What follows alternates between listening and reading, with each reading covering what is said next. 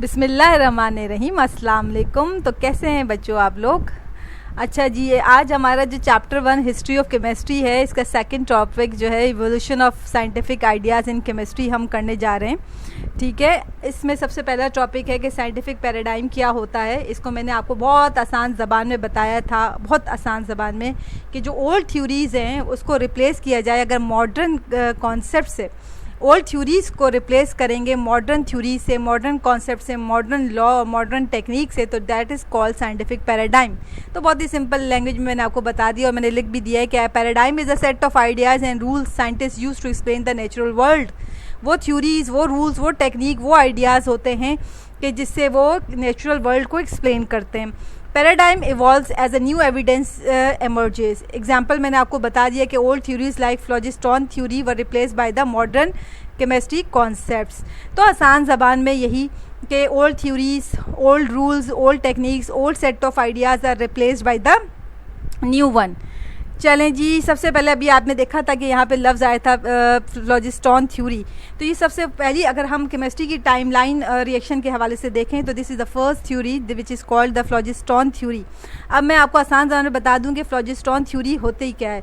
फ्लोजिस्टोन theory में ये मानना था कि इस थ्योरी में ये मानना था कि जो फ्लेमेबल सब्सटेंसेस होते हैं या कंबस्टेबल सब्सटेंसेस होते हैं, वो जो अब उनको हीट किया जाता है तो उसमें से जो एक मटेरियल है जिसे कहते हैं फ्लोजिस्टोन, वो एयर में रिलीज़ हो जाता है।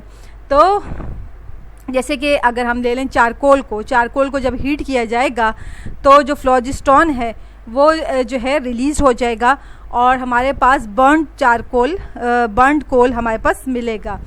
तो ये जो बर्न्ड कोल है that is also called phlogisticated material. अब फ्लोजिस्टिकेटेड मटीरियल क्या होता है कि जो रेजिड्यू है, जो ऐश है, जो स्मोक है, that is called phlogisticated material. तो बहुत ही आसान सी थ्योरी थी फ्लोजिस्टोन थ्योरी, जिसमें ये कहा गया कि जो फ्लेमेबल सब्सटेंस होते हैं, जो कंबस्टेबल सब्सटेंस होते हैं, कि जब उनको हीट किया जाता है उसमें से एक मटीरियल रिलीज हो जाता है during heating, which is called phlogiston. अच्छा जी, अब यहाँ देखें मैंने लिखा है कि early scientists believe a fire-like substance called phlogiston was released during combustion. इसमें जो ड्रॉबैक प्रॉब्लम था, could not explain increase in a mass during burning. अच्छा, अब ये क्या चीज़ है? अब जब मैंने अभी आपको चारकोल की एग्जांपल दी थी ना कि चारकोल को जब हीट करा जाएगा तो फ्लोजिस्टोन रिलीज़ हो जाएगा और हमारे पास बर्न चारकोल मिलेगा, और जो बर्न चारकोल होता है उसका मास जो है वो कम होता है। ठीक हो गया, जलने के बाद उसका मास कम हो जाता है। और रीज़न क्या है कि मास कम होने का? वो उनका ये मानना था कि वो जो फ्लोजिस्टोन था उसमें से रिलीज़ हो गया तो अब उसका मास डेफिनेटली कम हो जाना चाहिए। अच्छा, लेकिन दूसरे केस में अगर हम मेटल को देखें, उसमें भी हम आयरन को देखें, आयरन की रस्टिंग को देखें, तो जब आयरन रस्ट करता है तो इसमें से भी फ्लोजिस्टोन रिलीज़ होता है। और फिर लेकिन जब उन्होंने देखा कि आफ्टर द रिएक्शन उसमें जब आयरन ऑक्साइड बना तो उसने कहा कि भाई इसका मास तो ज़्यादा हो गया। यानी आसान ज़बान में जो आयरन था, जब फ्लोजिस्टोन उसमें से रिलीज़ हुआ तो वो उसका मास जो था आफ्टर रिएक्शन, उसका मास बहुत ज़्यादा हो गया। तो वो उन्होंने कहा ये क्या चक्कर है। तो यही प्रॉब्लम इसके अंदर था कि it could not explain the increase in a mass during burning. अब इसको जो है फ्लोजिस्टोन थ्योरी जो की थी, it is replace by the Lavoisier. ये जो साइंटिस्ट था इसने रिप्लेस किया था और उसने कहा कि भाई जलने के प्रोसेस के अंदर जो है, बर्निंग के अंदर जो है, कंबशन प्रोसेस के अंदर oxygen is involve in the burning. It is not the phlogiston, it is basically the oxygen which helps in combustion. तो ये टाइमलाइन अगर हम केमिस्ट्री की देखें तो this is the first theory which explain the chemical reaction. तो oxygen theory भी कहलाती है ये वाली, जो लेवाइजी ने दिया था, ये फ्रेंच साइंटिस्ट है, इसका नाम इसी तरह प्रोनाउंस होगा। तो बस आखिर में मैंने दोबारा रिपीट कर दूं, कंक्लूड कर दूं कि लेवाइजी ने क्या कहा कि भाई this is the oxygen which helps in a combustion. ये ऑक्सीजन की मौजूदगी में चीज़ें जलती हैं और ये कंबशन रिएक्शन कहलाता है। चलें जी, फ्लोजिस्टोन थ्योरी के बाद फिर अगर हम मुख्तलिफ थ्योरीज़ देखें, आपने 9th क्लास में भी पढ़ा था एटम्स के बारे में, डाल्टन एटॉमिक थ्योरी पढ़ी, फिर आपने थॉमसन, फिर रदरफोर्ड बॉल्स, फिर क्वांटम मॉडल आपने पढ़ा था, हाइजेनबर्ग अनसर्टेनिटी प्रिंसिपल आपने पढ़ा था। तो ये ऑल द थ्योरीज़, डाल्टन से लेके ये जो रदरफोर्ड, फिर बॉल, फिर quantum, these theories are replaced by the new one which is a quantum model. तो यानी कि मैंने अभी भी आपको बताया था पैराडाइम का मतलब था साइंटिफिक पैराडाइम का मतलब था कि these all theories, the old theories are replaced by the new one. तो थोड़ा सा रिकॉल कर लेते हैं कि भाई जे थॉमसन ने जो है प्लम पुडिंग मॉडल दिया है। आपकी बुक में ब्रीफ लिखा हुआ है, लेकिन मैं थोड़ा सा आपको फिर भी बता दूं। जे थॉमसन 1904 में प्लम पुडिंग मॉडल दिया। अब ये प्लम पुडिंग मॉडल है क्या? बड़ा आसान सा है भाई। वो कहता था कि जो एटम है, it is like a sphere. Atom क्या है? It is like a sphere which is made up of a positive charge. Atom एक स्फीयर है जो कि पॉजिटिव चार्ज से बना है। तो atom is a sphere having a positive charge and the negative charge which is also called electron embedded in the positive charge। यानी कि एटम जो है एक स्फीयर होता है जो कि पॉजिटिव चार्ज पर मबनी होता है, और इसी के अंदर इलेक्ट्रॉन जो कि नेगेटिव चार्ज होता है वो एम्बेडेड होता है इसके अंदर। ठीक हो गया? अच्छा, बिल्कुल इसी तरह जैसे कि आपने कोई पुडिंग या केक आपने बनाया है और उसके अंदर रेज़न यानी कि आपने किशमिश डाला है, या कोई आपने पुडिंग बनाया है और उसके अंदर जो प्लम तैर रहे हैं, that is called plum pudding model. अच्छा, उसके अंदर और एक ख़ास बात कि आज जितना भी positive number of positive charge is equal to the number of negative charge, यानी जितने प्रोटॉन यानी पॉजिटिव चार्ज हैं उतने ही नंबर ऑफ इलेक्ट्रॉन्स भी हैं। दिस मीन्स दैट कि atom is basically neutral because number of proton यानी कि पॉजिटिव चार्ज बराबर हो जाता है नंबर ऑफ इलेक्ट्रॉन के, तो एटम इज़ बेसिकली न्यूट्रल।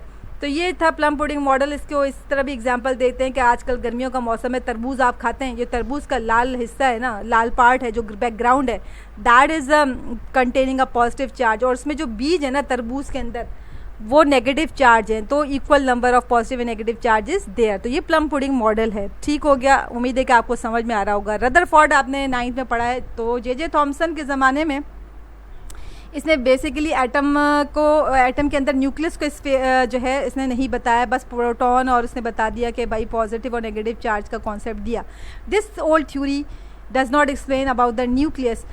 तो फिर इसके बाद इन्होंने रदरफोर्ड आए। रदरफोर्ड ने 1911 में आपने पूरा पढ़ा था कि गोल्ड फॉइल के ऊपर डबल हीलियम न्यूक्लियाई से इन्होंने डबल पॉजिटिवली चार्ज होता है हीलियम, उससे बम्बार्टमेंट की थी थिन गोल्ड फॉइल पर। और फिर उन्होंने देखा था कि जो है मुख्तलिफ़ किस्म की जो रेडिएशन थी वो एमिट हुई थी जिंक सल्फाइड प्लेट यानी फोटोग्राफिक प्लेट पर। ये आपने देखा था पूरा एक्सपेरिमेंट, आपको याद होगा। तो बेसिकली रदरफोर्ड क्या है? न्यूक्लियस की डिस्कवरी है, और जिसमें हमने ये भी पढ़ा था कि एटम मोस्ट ऑफ द या majority of the part of the atom is empty and the dense positive charge is present in the nucleus which is called nucleus which contains a positive charge। फिर हमने ये भी देखा था कि electrons are revolving around the nucleus. Electrons जो है nucleus के इर्द गिर्द मूव कर रहा होता है ना सर्कुलर ऑर्बिट। ठीक है? एनर्जी लेवल्स के अंदर ऑर्बिट्स के अंदर मूव कर रहा होता है। फिर हमने ये देखा कि रदरफोर्ड के अंदर basically it is a planetary model, जैसे कि प्लैनेट्स मूव करते हैं सन के गिर्द। तो ये रदरफोर्ड का मॉडल आया। फिर उसके बाद रदरफोर्ड के मॉडल को रिप्लेस किया गया, जो क्योंकि इसने स्पेक्ट्रम लाइन स्पेक्ट्रम की बात की थी, तो वो इसको सही से एक्सप्लेन नहीं कर पाया था। तो वो फिर बॉर्स मॉडल ने एक्सप्लेन किया। बॉर्स मॉडल ने बताया कि there are energy levels in which the electrons are revolving, और जब तक इलेक्ट्रॉन जो है एक फिक्स सर्कुलर ऑर्बिट में रिवॉल्व करता रहता है तो उस दौरान वो रेडिएशन एमिट नहीं करता। तो रेडिएशन कब एमिट करता है? जब वो लो एनर्जी लेवल से हाई एनर्जी पे लेवल पर जंप करता है तो वो एनर्जी को एब्जॉर्ब करता है। और बॉर्स ने ये भी बताया कि जब इलेक्ट्रॉन हाई एनर्जी लेवल से लो एनर्जी लेवल पर जंप करता है तो एनर्जी को रिलीज़ करता है। तो फिर उन्होंने एनर्जी लेवल्स को बताया कि electrons are present in energy levels, और जब तक वो फिक्स्ड सर्कुलर ऑर्बिट में रिवॉल्व करता है तो वो अपनी एनर्जी को रेडिएट नहीं करता। Now Bohr's model theory is also replaced by the quantum model theory. अब उसने जिसमें हाइजेनबर्ग अनसर्टेनिटी प्रिंसिपल आपने पढ़ा था, जिसमें आपने पढ़ा था कि जी electrons are most probably present in the orbitals में मौजूद होते हैं, यानी कि क्लाउड्स में मौजूद होते हैं। यानी कि आसान ज़बान में हाइजेनबर्ग अनसर्टेनिटी प्रिंसिपल ये कहता है कि इलेक्ट्रॉन की जो है पोजीशन हम we can not determine the position and the momentum of the electron simultaneously, यानी हम इलेक्ट्रॉन की पोजीशन और उसका मोमेंटम साइमल्टेनियसली यानी कि एक साथ पता नहीं कर सकते। अगर हम पोजीशन डिटेक्ट कर लेते हैं, डिटरमाइन कर लेते हैं, तो फिर उसकी मोमेंटम हम नहीं कैलकुलेट कर सकते। अगर मोमेंटम कैलकुलेट कर लें इलेक्ट्रॉन का तो फिर उसकी पोजीशन जो है अनसर्टेनिटी हो जाती है। तो old theories are replaced by the new one. Quantum model ने भी कहा कि इलेक्ट्रॉन जो है वेव लाइक ड्यूअल जो है उसका नेचर है, वेव लाइक भी है, ठीक हो गया। तो ये थोड़ा थोड़ा आपने इसको एग्ज़ाम में बताना है। चलें जी, देख लें आप, ये द पीरियोडिक टेबल आ गया।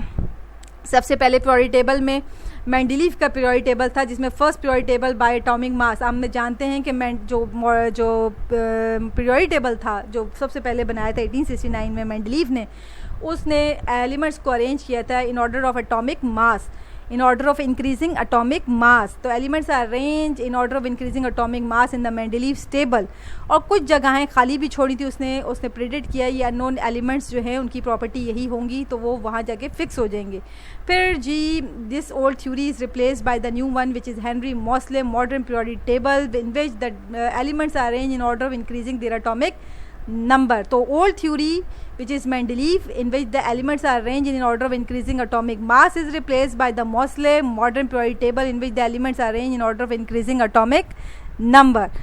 चलें जी, मॉडर्न पीरियोडिक टेबल अभी जैसे कि मैंने बताया कि modern periodic table is a Moseley periodic table in which the elements are arranged in order of their increasing atomic number. तो updated with the quantum theory based on the atomic number and electronic configuration explains periodicity. Yes, periodicity का chapter हमने 9th में पढ़ा भी है। periodicity regular repetition of the properties, इसका मतलब है explain periodicity।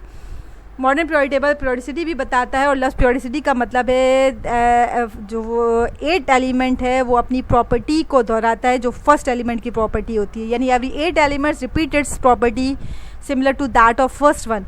यानी हर एलिमेंट अपनी प्रॉपर्टी को रिपीट करता है after regular interval of time. तो ये सारी चीज़ें electronic configuration, atomic number, periodicity को एक्सप्लेन करता है अपना मॉडर्न पीरियोडिक टेबल। तो साइंटिफिक पैराडाइम इन केमिस्ट्री, इसकी अगर इंपॉर्टेंस देखें तो help scientist create experiments, test and interpret results, leads to new discoveries, technologies and materials. जो हमने यही बात की कि this is a paradigm shift, old theories are replaced by the new ones. Let's see the summary of it. Scientific paradigm है क्या? Scientific ideas evolve with the time and evidence. Yes, importance milestone क्या है? Phlogiston theory, it is a old theory and it is replaced by the oxygen theory which is given by the Lavoisier. Atomic model हमने देखा, evolution of the periodic table देखा, paradigm shape scientific understanding and progress। तो ये देख सकते हैं कि आज का उम्मीद है कि आज की जो टॉपिक है आपको अच्छा सा समझ में आ गया होगा। अपने फीडबैक, अपने कमेंट्स लाजमी दीजिएगा, और कुछ समझ ना आए तो आप दोबारा पूछ सकते हैं, तो मैं शॉर्ट्स में या किसी में आपको बता दूंगी। बहुत शुक्रिया आपका सुनने का। अल्लाह हाफिज़।